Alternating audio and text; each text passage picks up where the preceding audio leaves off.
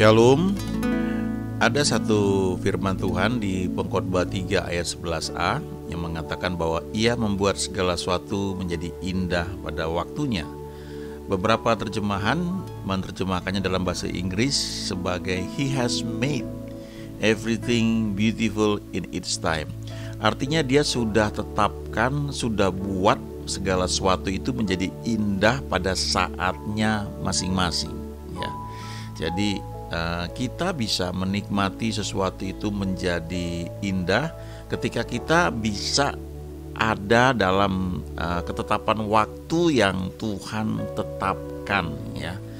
Nah, ini satu prinsip. Nah, ada terjemahan lain juga yang mengatakan He makes, ya, all things beautiful. Jadi satu kebenaran yang umum bahwa Dia itu selalu membuat segala sesuatu menjadi indah, ya, in its time, pada saatnya masing-masing. Dan itu juga artinya kita perlu belajar untuk mengikuti tuntunan Tuhan. Dan karena God is love, Allah adalah kasih, maka kita bisa percaya bahwa rancangannya selalu indah buat kita.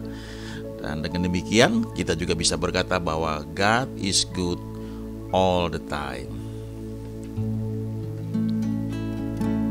Peganglah tanganku, Roh Kudus, setiap hari. Ku tak dapat jalan sendiri tanpa Roh-Mu. Bawalah diriku kepada segala kebenaran, agar ku tidak tersesat mengikuti jalan-Mu. Peganglah tanganku, Roh Kudus, setiap hari. Ku tak dapat jalan sendiri tanpa Roh-Mu. Bawalah diriku kepada segala kebenaran, agar ku tidak tersesat mengikuti jalan-Mu, agar ku tidak tersesat mengikuti jalan-Mu, agar ku tidak tersesat mengikuti jalan-Mu.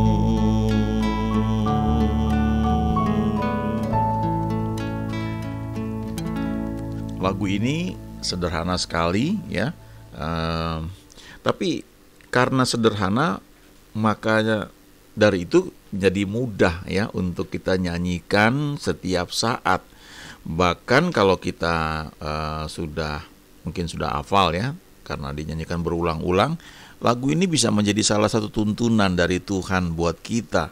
Ada saat-saat kita diingatkan lagu ini, berarti itu saatnya kita untuk tuning kembali untuk bisa menangkap tuntunannya dalam hidup kita.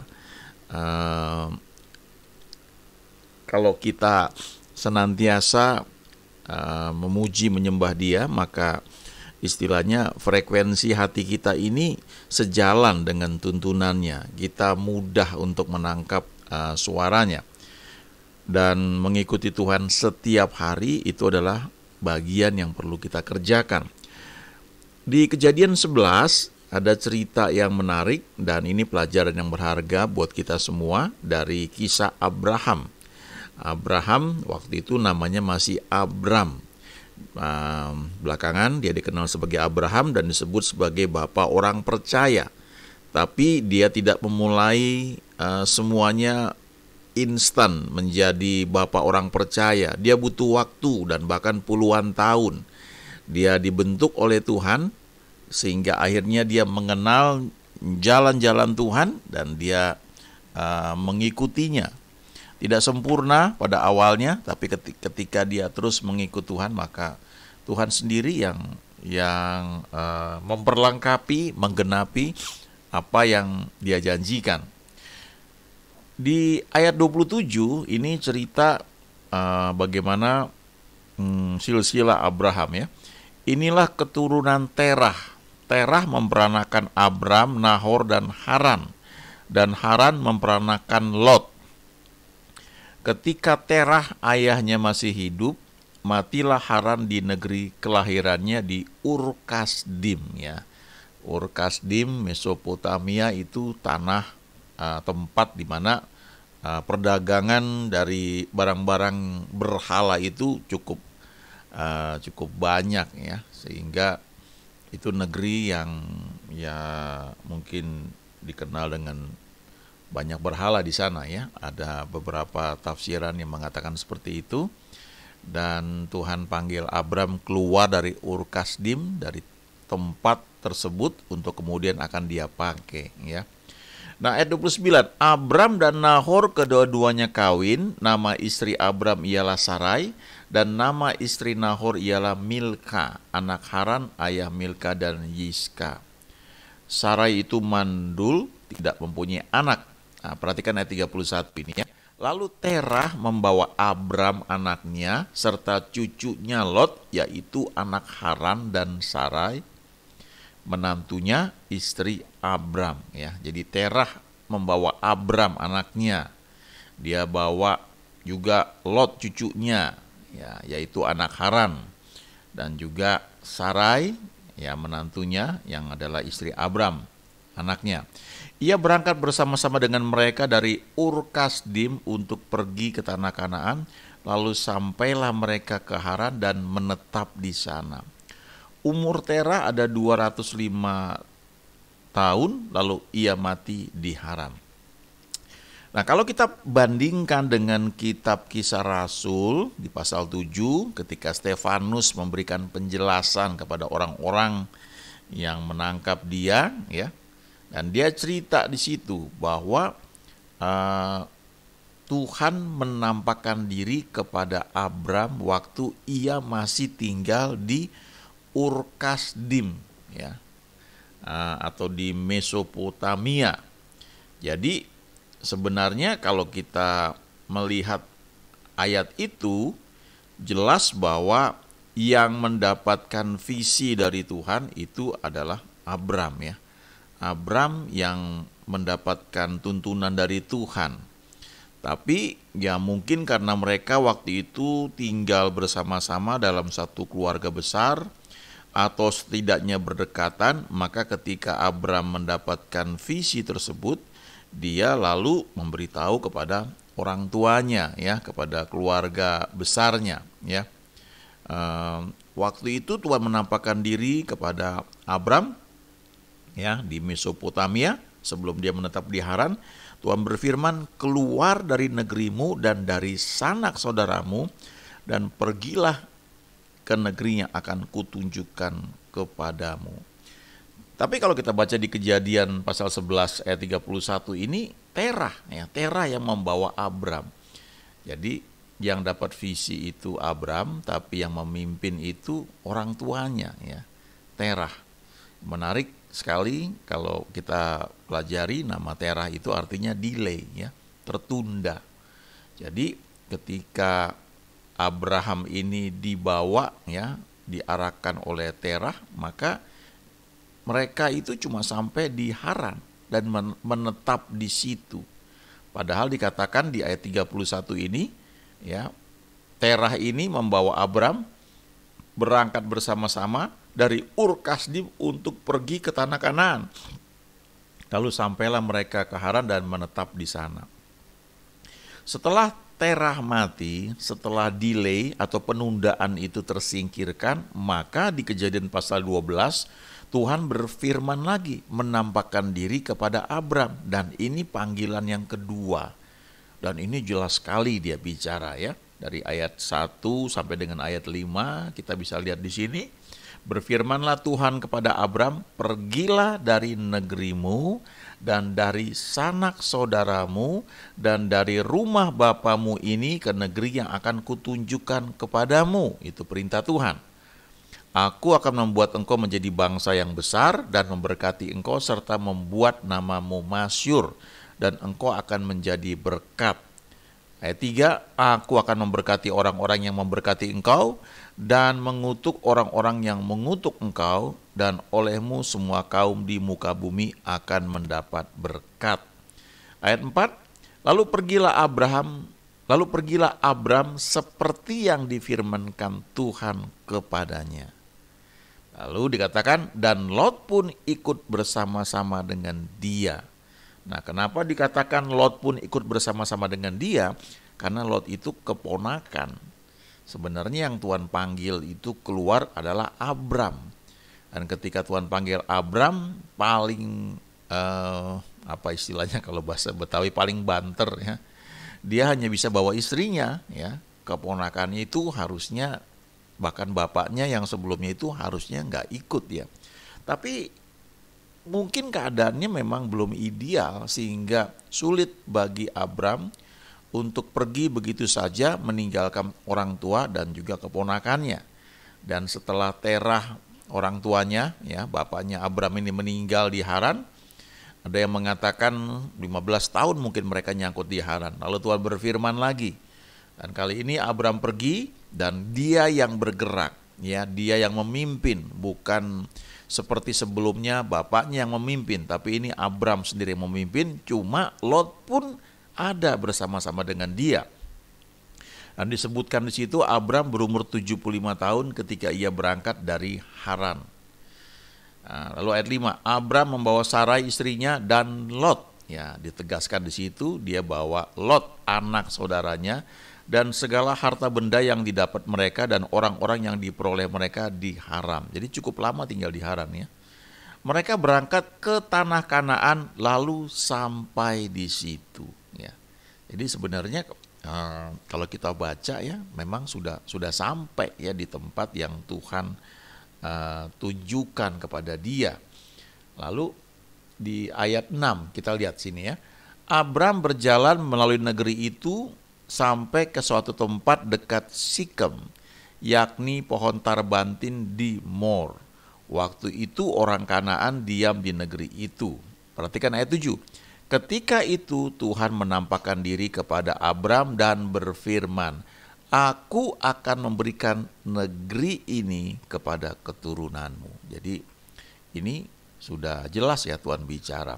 Maka didirikannya di situ mesbah bagi Tuhan yang telah menampakkan diri kepadanya. Nah, kalau kita lihat di slide sebelumnya ya, itu ada gambar peta Ur Kasdim tuh jauhnya seperti apa ya, lumayan jauh ya. Bayangkanlah perjalanan Abram dari Ur of the Chaldeans ya, Chaldees ya, orang-orang Kasdim. Dan jangan pikirkan seperti sekarang udah transportasinya luar biasa sekali. Tapi zaman dulu entah tuh berapa lama perjalanan itu sampai nyangkut di Haran dan settle di sana ya. Karena mungkin bisa 15 tahun atau mungkin lebih sampai bapaknya Abram mati, kemudian Tuhan berfirman lagi ya, Tuhan panggil. Nah, kita bisa melihat Tuhan itu sabar sekali ya. Dia ada satu prinsip ya, ketika ada panggilan, ada tuntunan dari Tuhan, itu tidak seringkali nggak pusi ya, nggak mendesak gitu ya, kecuali hal-hal yang urgent. Tapi itu ada ya, itu ada steady istilahnya. Kalau aliran air itu steady terus ada. Biasanya justru kalau yang mendesak, menekan, ayo cepat ayo ya, nah itu bisa jadi bukan dari Tuhan ya, seringkali kedagingan kita. Nah, jadi ini perjalanan panjang sekali. Nah, waktu Abram sudah sampai, dikatakan di situ dia pohon tarbantin di Mor ya, dekat Sikem. lalu Tuhan menampakkan diri, kemudian reaksi Abram ini bagus sekali, dia mendirikan mezbah bagi Tuhan yang telah menampakkan diri kepadanya. Nah, nggak jelas dia berapa lama dia tinggal di situ, tapi ayat 8 mengatakan, kemudian ia pindah dari situ ke pegunungan di sebelah timur Betel. Ia memasang kemahnya dengan Betel di sebelah barat dan Ai di sebelah timur. Lalu ia mendirikan di situ mezbah bagi Tuhan dan memanggil nama Tuhan. Nah, di sini dia bangun mezbah bagi Tuhan. Dia panggil nama Tuhan, tapi tidak ada firman Tuhan kepada dia. Ya, saya juga sedang belajar kenapa ya. Apa mungkin seharusnya ketika Abram sudah sampai di dekat Sikem, di pohon tarbantin di Mor itu, ketika Tuhan menampakkan diri dan Tuhan berkata, aku akan memberikan negeri ini kepada keturunanmu. Lalu Abram mendirikan mezbah bagi Tuhan di situ. Barangkali harusnya dia di situ menetap dulu ya. Setelah bangun mezbah, dia tanya Tuhan lagi, apakah perlu pindah. Tapi kalau kita lihat nggak ada firman Tuhan, tapi Abram pindah dari situ ke pegunungan di sebelah timur Betel. Setelah pindah, ia mendirikan mezbah bagi Tuhan. Lalu dia panggil nama Tuhan, tapi tidak ada firman Tuhan, tidak ada tuntunan. Dan akibatnya ayat 9, sesudah itu Abram berangkat dan makin jauh ia berjalan ke tanah Negebnya. Nah, saya terus terang belum pelajari lebih jauh, tapi simpel saja saya melihat ketika tidak ada tuntunan Tuhan dan Abram bergerak lagi, ia berjalan makin jauh ya. Dan akibatnya ayat 10, ketika kelaparan timbul di negeri itu, pergilah Abram ke Mesir untuk tinggal di situ sebagai orang asing, sebab hebat kelaparan di negeri itu. Ada satu prinsip ya, waktu kita baca firman Tuhan, kita melihat ya, kita compare satu dengan yang lain, dan paling penting tentunya kita teduh ya, karena waktu kita teduh itu frekuensi otak kita tuh sedang turun, dan saat itulah Tuhan bisa bicara, Roh Kudus bisa menerangkan dari kedalaman hati kita. Ya, dia naik ke atas satu pemikiran yang bukan muncul dari otak kita. Nah, sebaliknya, sesuatu yang Tuhan sampaikan kepada kita dari kedalaman hati kita itu akan naik ke otak kita dan akan mengingatkan apa yang pernah kita baca, korelasinya seperti apa. Tapi otak kita sendiri teduh. Ya, kita nggak paksa dengan otak kita. Ini maksudnya apa ya? Cari sana cari sini. Ya, tentu nggak salah juga. Tapi kalau kita melakukan pembacaan firman Tuhan seperti itu, maka seringkali yang muncul adalah knowledge, pengetahuan manusia.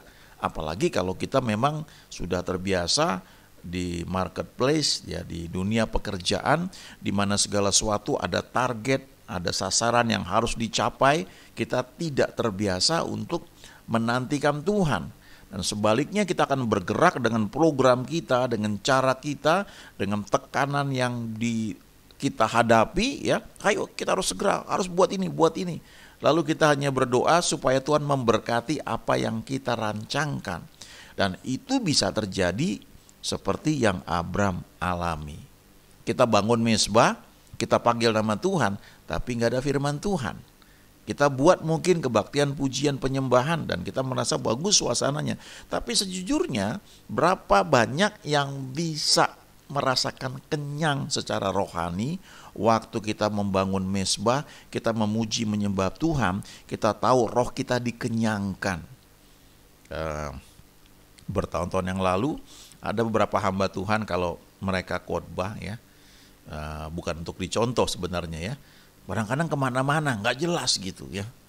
Tapi satu hal yang nggak bisa dipungkiri, setelah mereka khotbah kita pulang, kita merasa kenyang ya. Belakangan saya belajar itu roh kita dikenyangkan.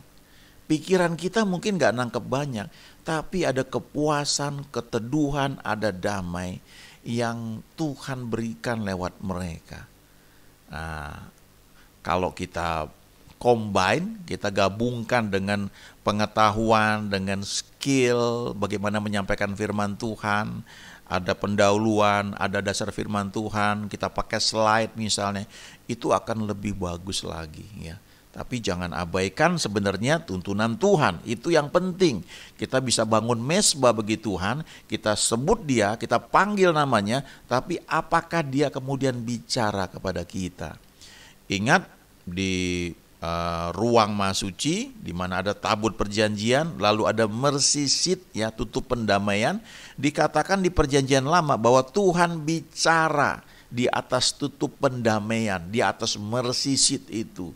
Jadi sebenarnya kalau kita sedang melakukan pujian, penyembahan, kebaktian praibadah, kita menyiapkan hati kita, dan sebagian gereja menyebutkannya itu mercy seat, maka sebenarnya itu kesempatan untuk kita membuka telinga kita mendengar dia mau sampaikan apa.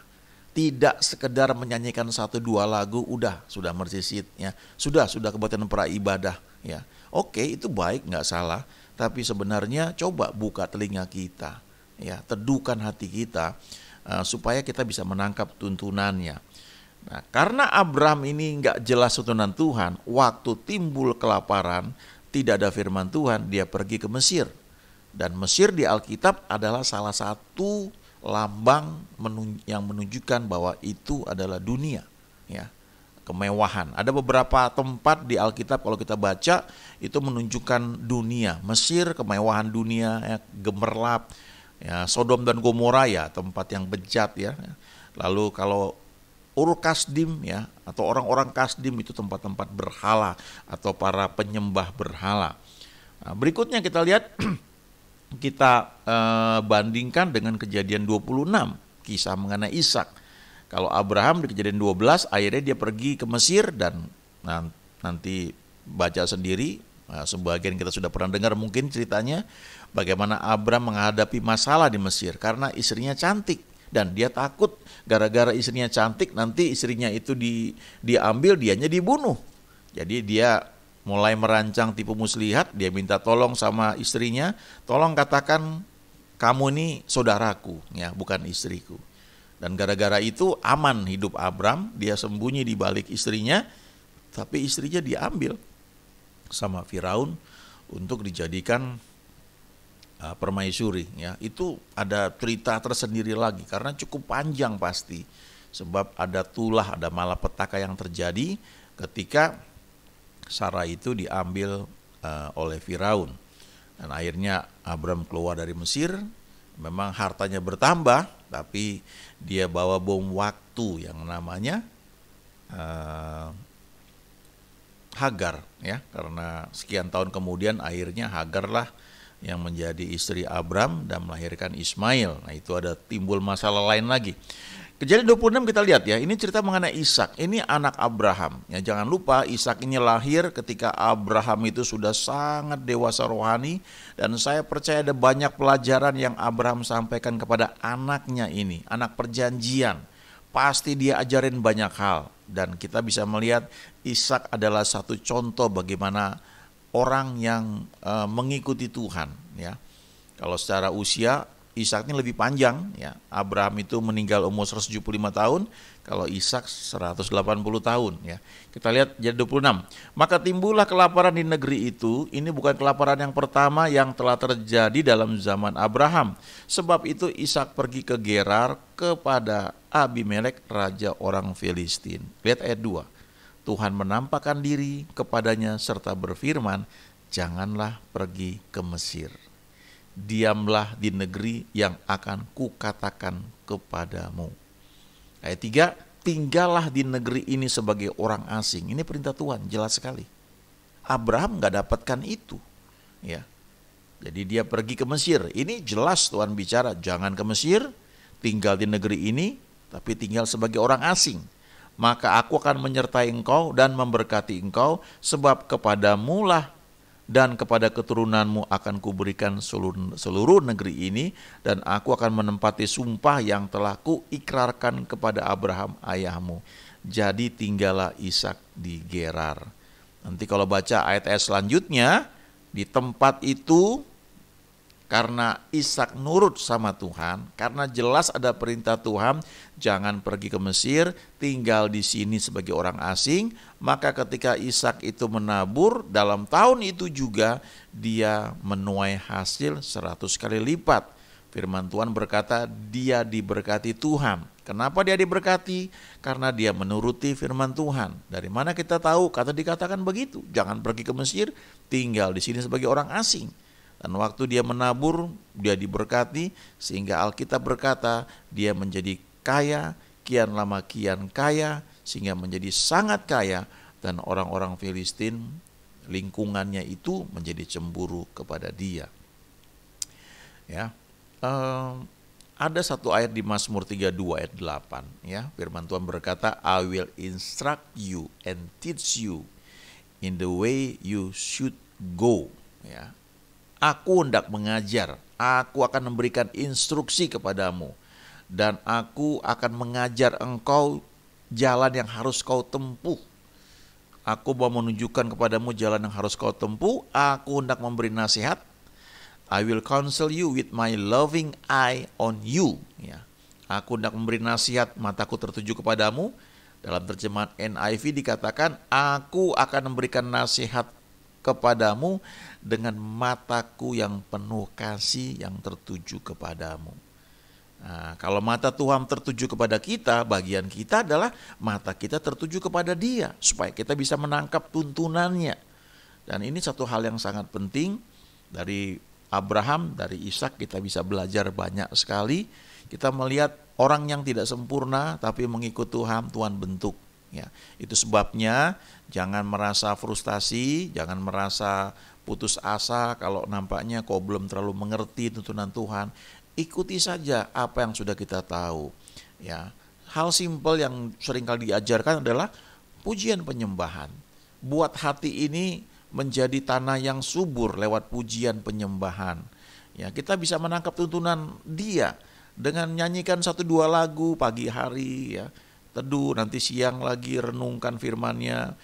Dia akan menuntun, enggak mungkin enggak. Kalaupun kita miss, ya, tapi karena kita bangun mesbah, Dia akan arahkan kita kembali lagi. Abraham nyasar ke Mesir, akhirnya dia keluar dari Mesir juga karena Tuhan menuntun dia. Dan kita melihat step by step, akhirnya Abraham dibentuk menjadi orang yang memang kenal Tuhan.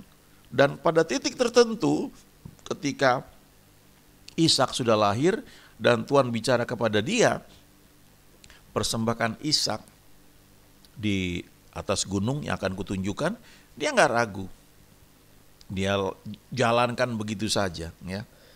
Dan setelah saat-saat terakhir, ternyata Tuhan bilang, aku cuma menguji engkau, ya. Sekarang ternyata engkau mengasihi aku lebih daripada apapun yang aku berikan kepadamu. Lalu kita baca, ya, Tuhan bersumpah demi dirinya sendiri. Dia memberkati Abraham, ya, luar biasa.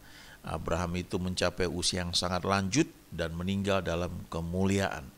Dan ketika dia meninggal, firman Tuhan berkata, Tuhan lalu memberkati Ishak anaknya.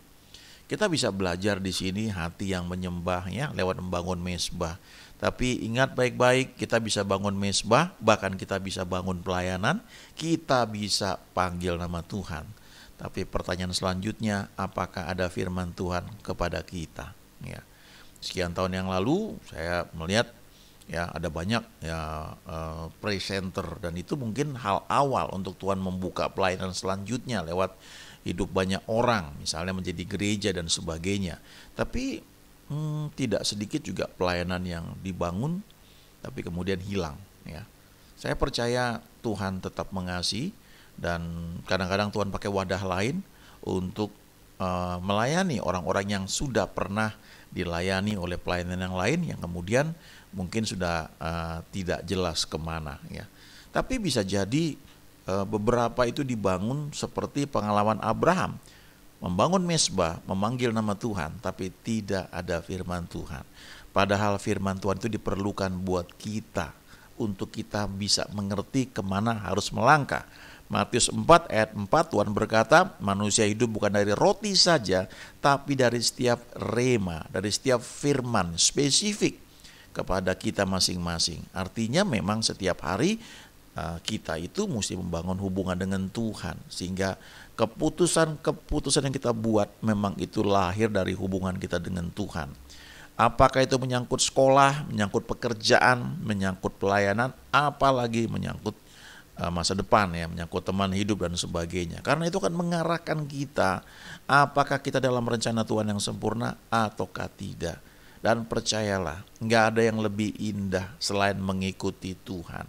Sesuatu bisa kelihatan bagus, seperti Lot melihat Sodom dan Gomora bagus, ya, lembah Yordan bagus, tetapi dia entah sadar apa enggak bahwa di situ dekat dengan Sodom, dan Sodom orang-orangnya jahat, dan akibatnya Lot menyimpang. Pada akhir hidupnya Lot nggak punya apa-apa. Dia tinggal di gua, dia diperdaya dengan 2 anak perempuannya bahkan.